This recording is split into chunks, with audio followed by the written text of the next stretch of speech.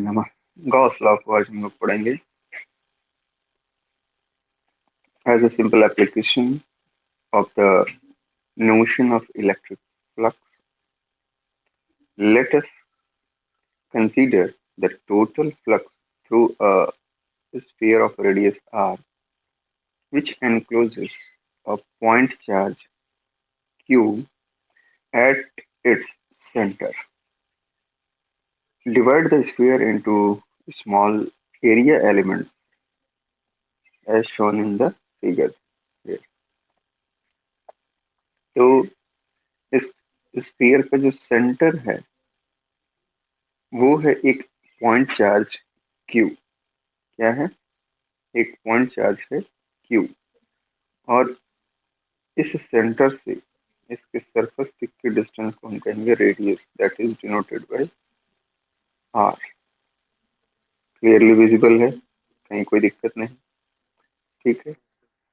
अभी जो डिस्टेंस है कि अभी क्या है कि ये तो पूरा का पूरा गोल होता है भाई, स्फीयर है ना, राउंड होगा, यानी ये इसका सरफेस होगा। जो पूरा राउंड स्ट्रक्चर है वो क्या होगा?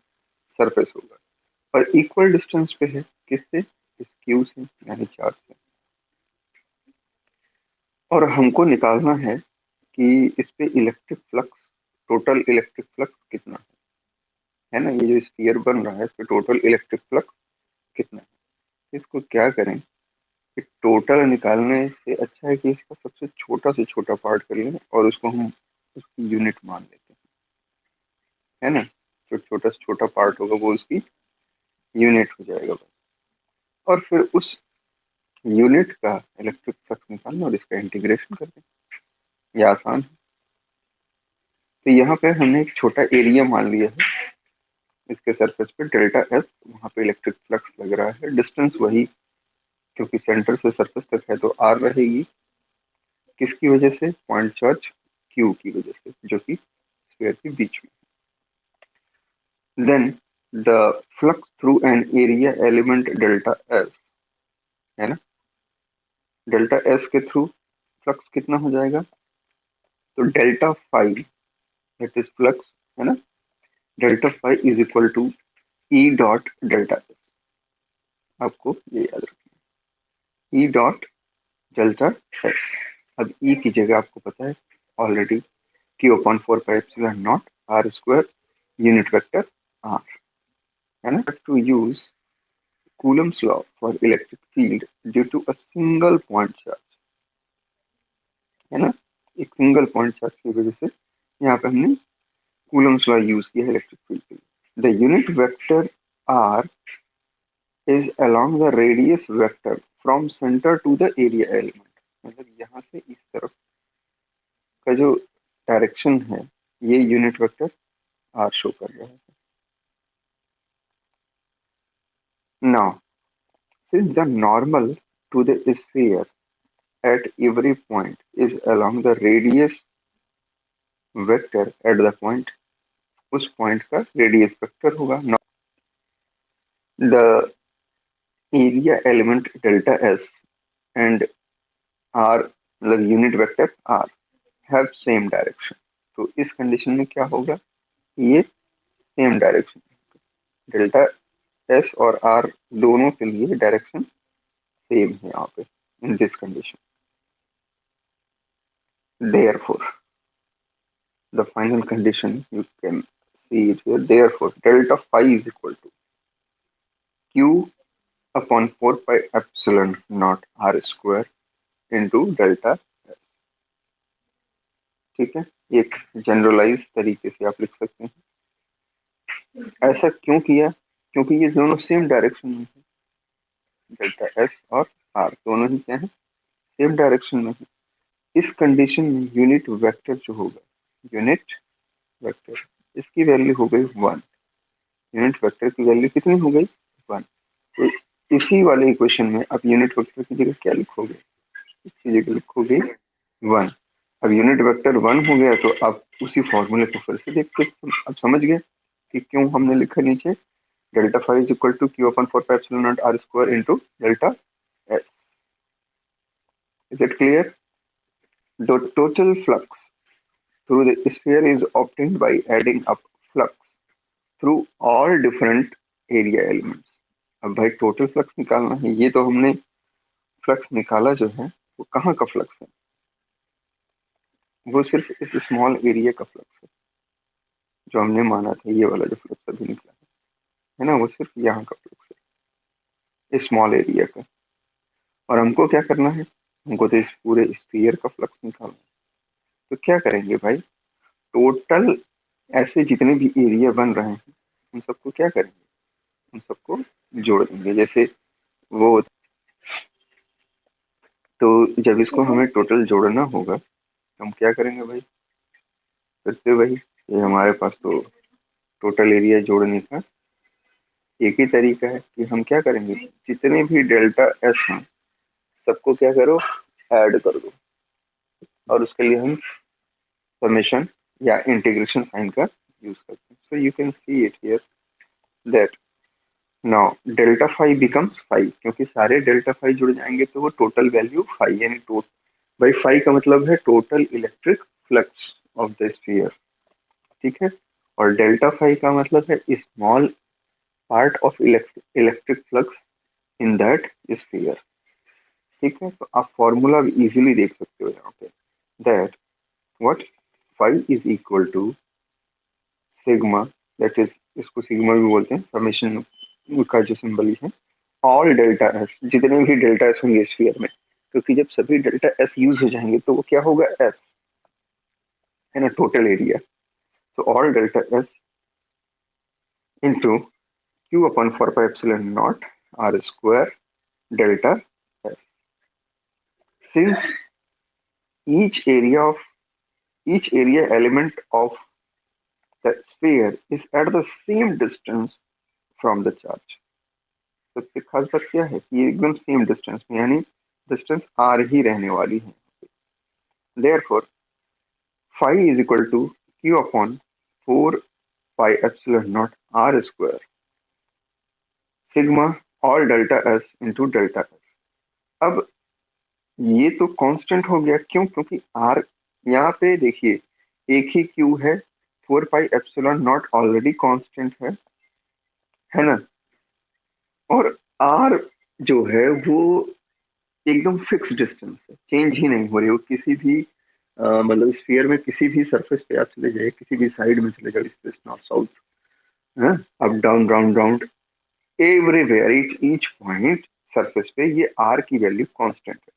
यानी ये जो मैंने सर्कल किया है रेड कलर से, ये पूरा का पूरा क्वांटिटी क्या हो गया, कांस्टेंट हो गया। जो क्वांटिटी कांस्टेंट है उसको हम इंटीग्रेशन नहीं कर सकते, क्योंकि वो ऑलरेडी कांस्टेंट है ना, उसका समेशन इंटीग्रेशन नहीं है। अब कांस्टेंट क्या नहीं है, तो डेल्टा एस कांस्टेंट नहीं है, उसको हमको निकालना पड़ेगा। तो बहुत सारे डेल्टा एस जब जोड़ देंगे तो उस पर जो टोटल एस है वो निकल आएगा। भाई टोटल एस का मतलब यहाँ पे क्या होगा, कैपिटल एस का मतलब total surface area of that sphere. Okay, so so the very first formula now becomes like this, that is what, the summation of all delta s into delta s, and s, it becomes s। समझ में आ रहा है बेटा, कहीं भी कोई confusion हो तो आप तुरंत मुझे रोक के पूछ लीजिए, क्योंकि तभी हम आगे बढ़ेंगे, अदरवाइज आप परेशान रहोगे। s is the total area of the sphere, and sphere का जो एरिया होता है वो होता है 4 पाई आर स्क्वायर। तो s की जगह हम क्या लिख सकते हैं, s की जगह इस ऊपर वाले इक्वेशन में हम क्या लिख देंगे, 4 pi r square. So 2/4 pi epsilon not r square into, अब हम s की जगह लिखेंगे, अब आप देख रहे हो नीचे भी 4 पाई आर स्क्वायर है, ऊपर भी 4 पाई आर स्क्वायर है ना, यहाँ भी और यहाँ नीचे भी है। तो 4 पाई आर स्क्वायर डिवाइड हो गए एक दूसरे से, 1 आ गया यहाँ पे, और बचेगा क्या, क्यू अपॉन ई। समझ में आ रहा है ये वाला बहुत अच्छे से, चार्ज की वजह से अगर आपको इलेक्ट्रिक फ्लक्स निकालना होगा तो आप यहाँ तक आराम से डिराइव कर सकते हो, दो line. Equation 1.30 is a simple illustration of general result of the electrostatic called Gauss law. We state Gauss law without proof. Electric flux through a closed surface S is equal to Q upon epsilon naught. Is it clear? क्या हो सकता है भाई? Q upon epsilon naught. Here Q is the total charge enclosed by the total surface area. The law implies that total electric flux through a closed surface is zero. इस point को आप लोग note कर लीजिए. What? The law implies that the total electric flux through a closed surface is zero if no charge enclosed by the surface. Okay? अगर कोई charge किसी surface के अंदर नहीं है, इसका मतलब कि वहां इलेक्ट्रिक फ्लक्स क्या हो जाएगा? जीरो. यानी चार्ज का प्रेजेंट होना बहुत ही इंपॉर्टेंट है. Here, the electric field is uniform and we are considering a closed cylindrical surface with its axis parallel to uniform field E. Okay? The total flux phi through the surface is phi is equal to phi 1 plus phi 2 plus phi 3. देख रहे हैं आप figure 1.26 कह रहा है कि इस पे E है, एक क्रॉस सेक्शन एरिया 1, दूसरा 2 और तीसरे ऊपर एक फिगर के ऊपर जो सरफेस है वहां पे 3 लिखा है. तो इसीलिए यहाँ पे फिगर जो क्रॉस सेक्शन में आपको दिख रहा है इसके लिए हो जाएगा phi 1, इसके लिए वैल्यू हो जाएगी phi 2 और इसके लिए वैल्यू हो जाएगी phi 3. इसी चीज को नीचे अभी एक्सप्लेन किया जा रहा है जो आप देख रहे हो एक्सप्लेनेशन. फील्ड जो लग रही है वो है E और ये क्या है? एक्सिस के पैरेलल है. टोटल फ्लक्स होगा वो phi 1 phi 2 phi 3 को मिला करके, है ना. phi 1 और phi 2 क्या कर रहे हैं? इलेक्ट्रिक फ्लक्स है सरफेस 1 और 2 पे जो कि सर्कुलर क्रॉस सेक्शन है सिलेंडर के. और phi 3 क्या है? वो फ्लक्स है कर्व सिलेंडर पार्ट का जो कि क्लोज्ड पार्ट है ना, ऊपर का सरफेस पार्ट आपने देखा. Now the normal to the surface 3 at every point is perpendicular to the E, है ना. अब ये जो 3 वाला सरफेस है, सरफेस 3 मतलब ये, है ना. और इलेक्ट्रिक फील्ड किस डायरेक्शन में लग रही है? इसी डायरेक्शन में. और इस पे जब हम नॉर्मल ड्रॉ करेंगे तो ये इधर या इधर ऊपर की ओर, ये क्या होगा बेटा? ये होगा परपेंडिकुलर. किसके? इलेक्ट्रिक फील्ड के परपेंडिकुलर. क्लियर है? इसमें कोई कंफ्यूजन तो नहीं? इलेक्ट्रिक. तो आगे बढ़ते हैं फिर हम लोग. अब क्योंकि परपेंडिकुलर है ई के रेस्पेक्ट में जितने भी नॉर्मल उसके बनेंगे, ठीक है. तो अब आगे की कंडीशंस में आपको बस यही याद रखना है कि वहां पे क्या होगा? फ्लक्स 90 डिग्री होगा. सो बाय डेफिनेशन फ्लक्स जो होगा क्या बोलते हैं 3, उसकी वैल्यू क्या होगी? 90 डिग्री. ठीक है. और 90 डिग्री का मतलब होगा phi 3 इज इक्वल टू 0. इस केस में क्या होगा? phi 3 is equal to 0. Further the outward normal to the cross section area 2 is along the E. जबकि क्रॉस सेक्शन एरिया 1 की बात करें तो वो अपोजिट टू द E है. जब E के साथ होता है जो 2 वाला है तो वो पॉजिटिव होगा. यानी उसी पॉजिटिव प्लस का मतलब कि उसी डायरेक्शन में है, डायरेक्शन सेम होती है. जब दो क्वांटिटीज की डायरेक्शन सेम है तो वो प्लस हो जाती है ना. हम फिजिक्स में ऐसा ही लिखते हैं. और जब दो क्वांटिटीज में एंटी पैरेलल रिलेशन होता है या अपोजिट रिलेशन होता है तो वहां पे हम माइनस सिंबल का यूज करते हैं. इसलिए यहाँ पे फाई वन आपने जो देखा, ये ये माइनस ई एस वन और phi two plus E S two. इसका सिंपल सा मतलब है कि इनका डायरेक्शन अलग अलग है। इनमें ई और एस का जो रिलेशन है उनमें डायरेक्शन अलग अलग है। Is the area of circular cross section, क्योंकि वो इक्वल है। ठीक है। Thus, the total flux is zero as expected by Gauss law, क्योंकि अगर इसकी वैल्यू +5 है तो इसकी वैल्यू क्या होगी, -5।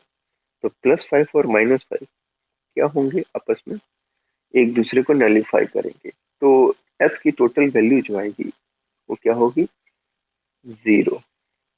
ठीक है।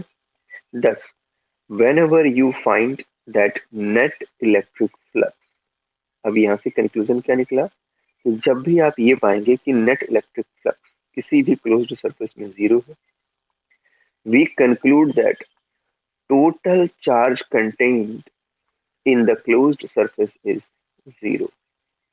ये याद रहेगा, अगर आपको वन वर्ड आ जाए नीट के एग्जाम में तो आप इसको कर पाएंगे, क्योंकि ये डायरेक्ट क्वेश्चन है। The great significance of Gauss law is that it is true in general.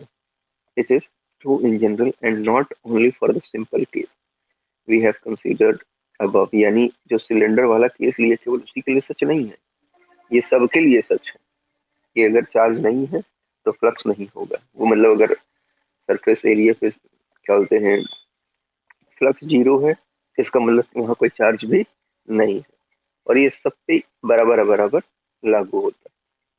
Late us note some important points regarding this law.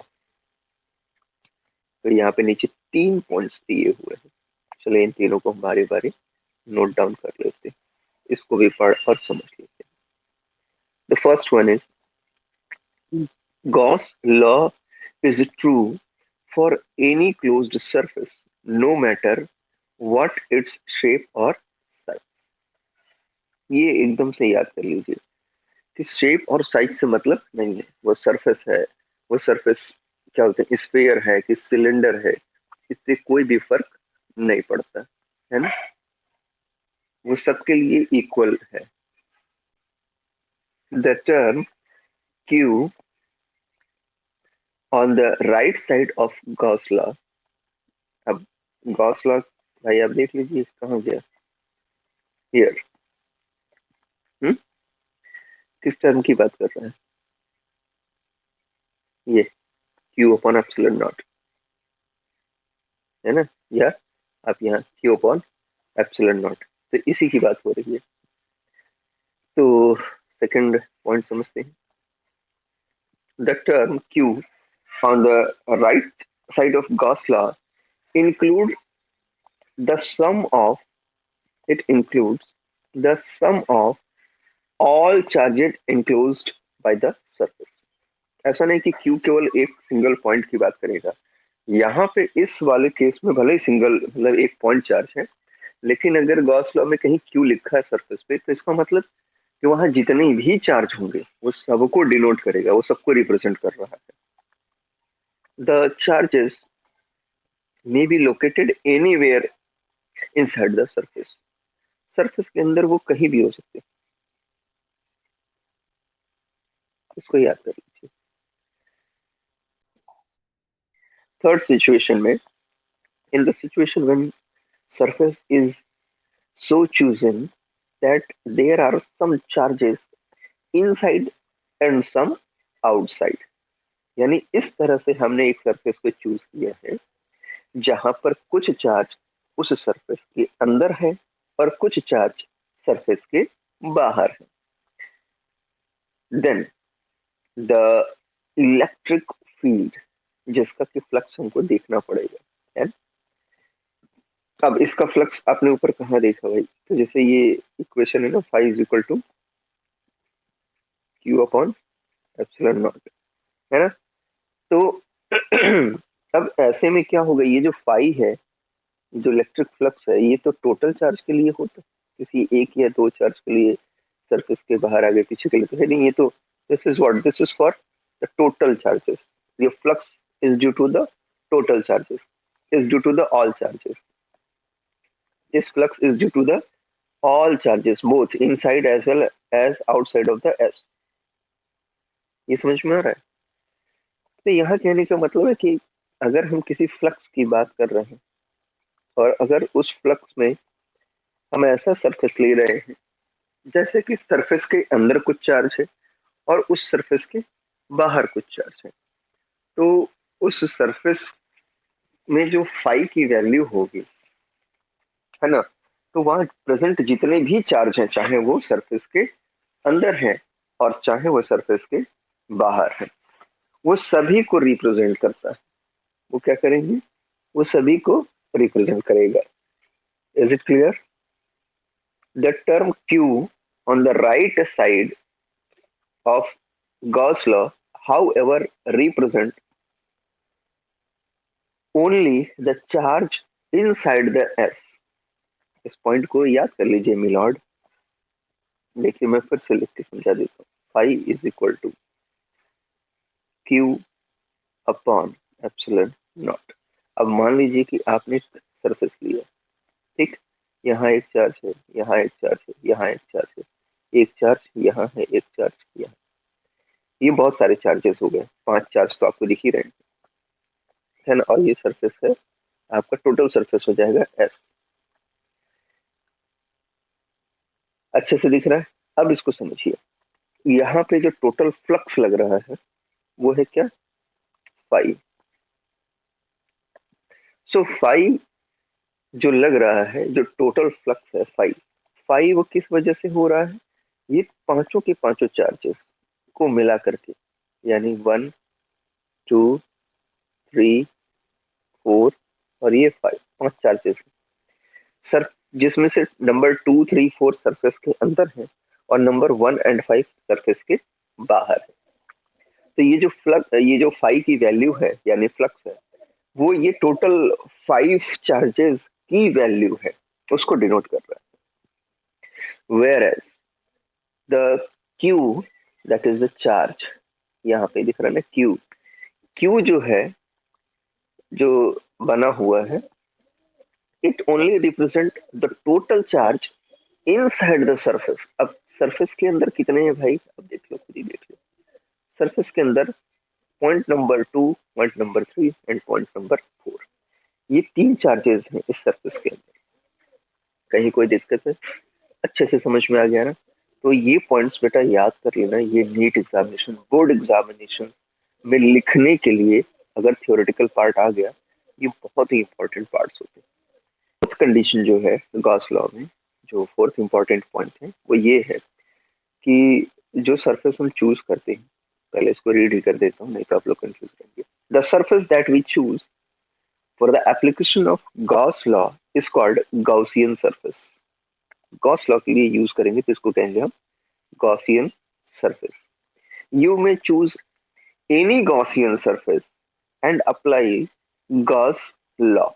किसी भी तरह का सरफेस हो सकता है, सिलेंड्रिकल हो सकता है, स्फेरिकल हो सकता है, सिमेट्रिकल हो सकता है, एसिमेट्रिकल हो सकता है, किसी भी तरह का हो सकता है। बस उस पर क्या करना है? गॉस लॉ अप्लाई करना है। However, take care not to let Gaussian surface pass through any discrete charge।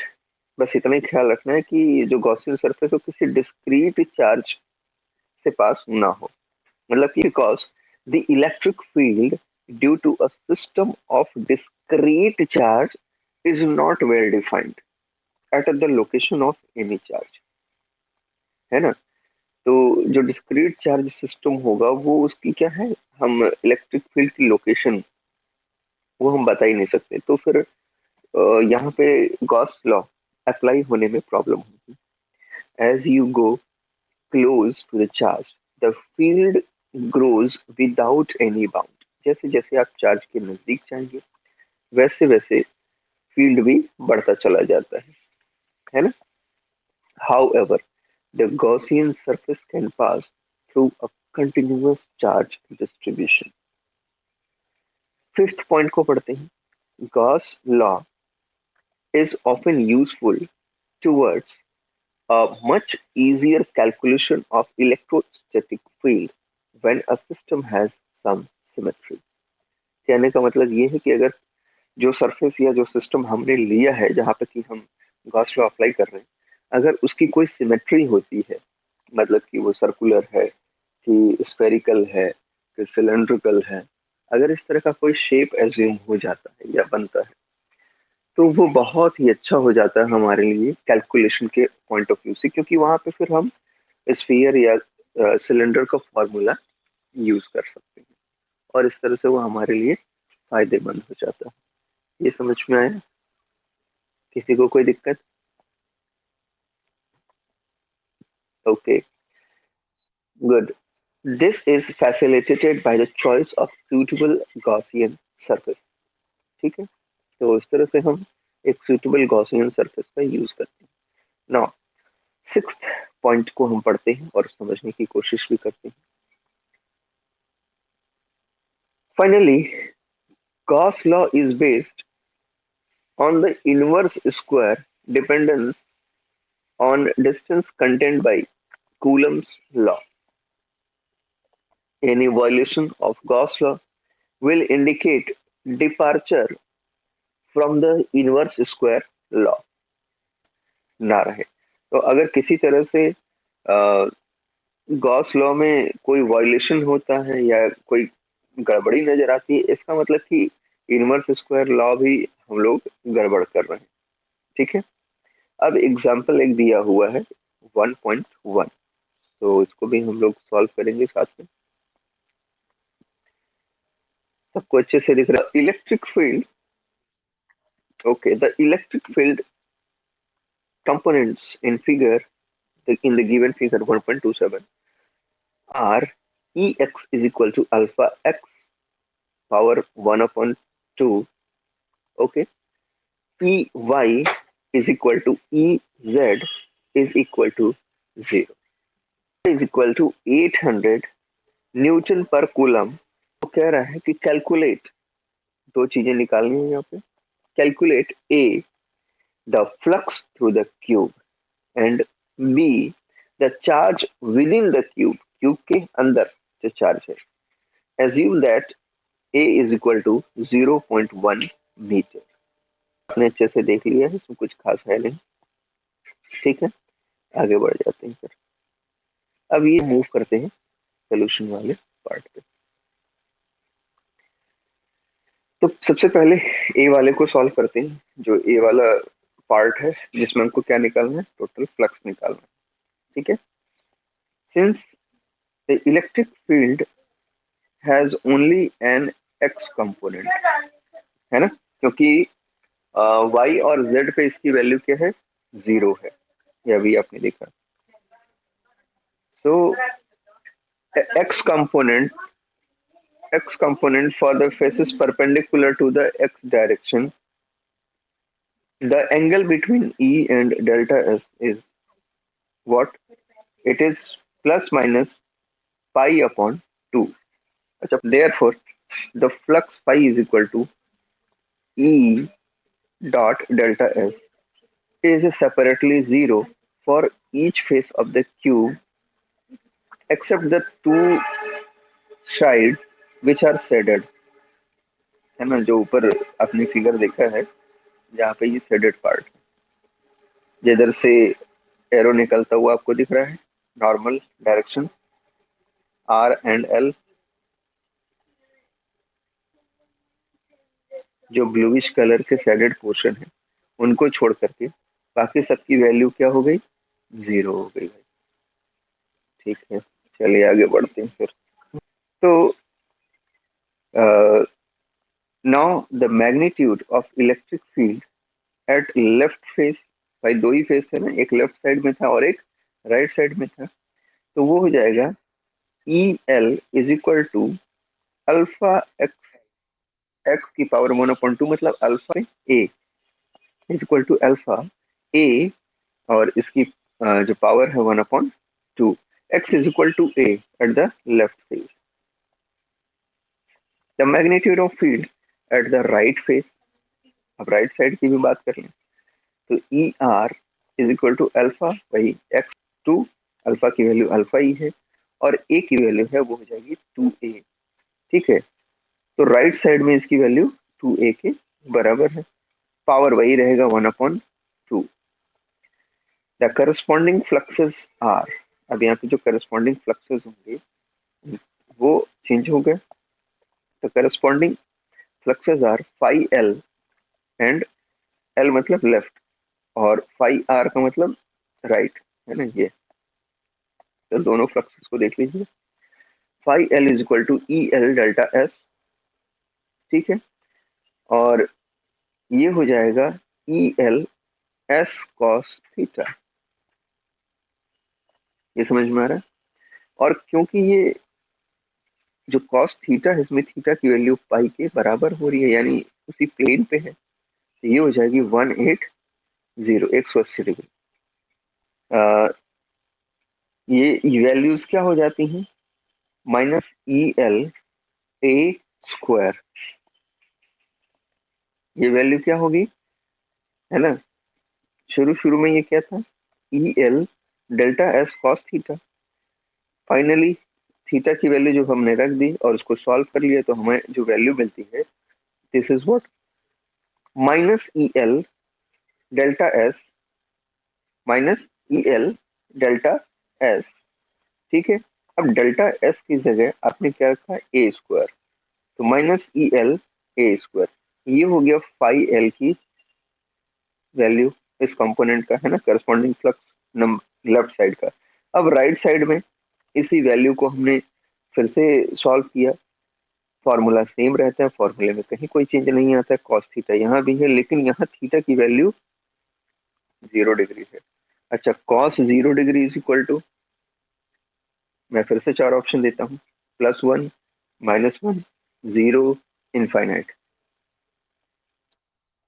Cos 0 degree, hmm, infinite, अरे बेटा, +1, इसकी वैल्यू होती है +1, ऐसा मत करिए। इसीलिए यहाँ पे जब E R delta S cos theta है और थीटा की जगह आपने क्या लिखा, +1, भाई उसकी वैल्यू 0 है तो वैल्यू हो जाएगी +1।